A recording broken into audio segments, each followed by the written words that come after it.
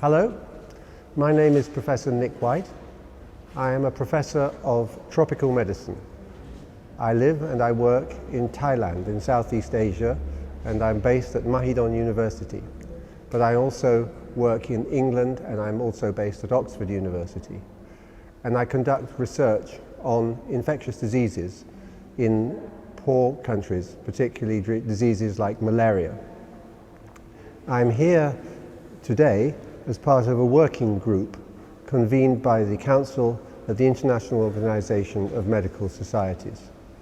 This organization is a very influential organization because it provides guidelines on how we conduct and organize and regulate medical research. We are addressing the problem that there is not enough research done in lower middle income countries. If we look at health today in the world, we see that there have been dramatic improvements in the quality and the quantity of life in richer countries. And this has resulted from remarkable improvements in medical care. And those improvements have come from research. Unfortunately, in lower and middle income countries, particularly in the poorest countries, health is much, much worse. Life expectancy is shorter, and the quality of people's lives is much poorer than it is in wealthier countries. These people do not have access to the health advances that have made us in wealthier countries live longer and happier lives. How can we redress that balance? What we want to do is find out what are the obstacles, what are the impediments to conducting clinical research in lower and middle income countries.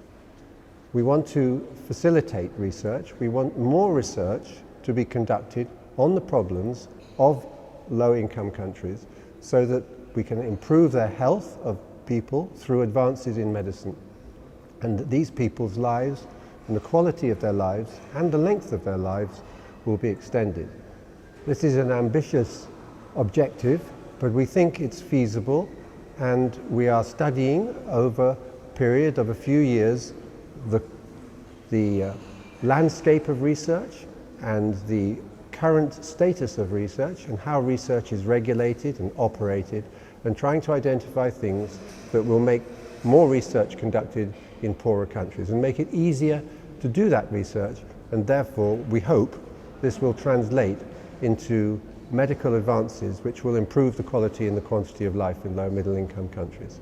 So I hope within a year or so you will be able to read the results of these recommendations. We hope that the recommendations will be implemented to improve the amount of research and thus better quality of lives as a result of better medicines and better ways of delivering healthcare.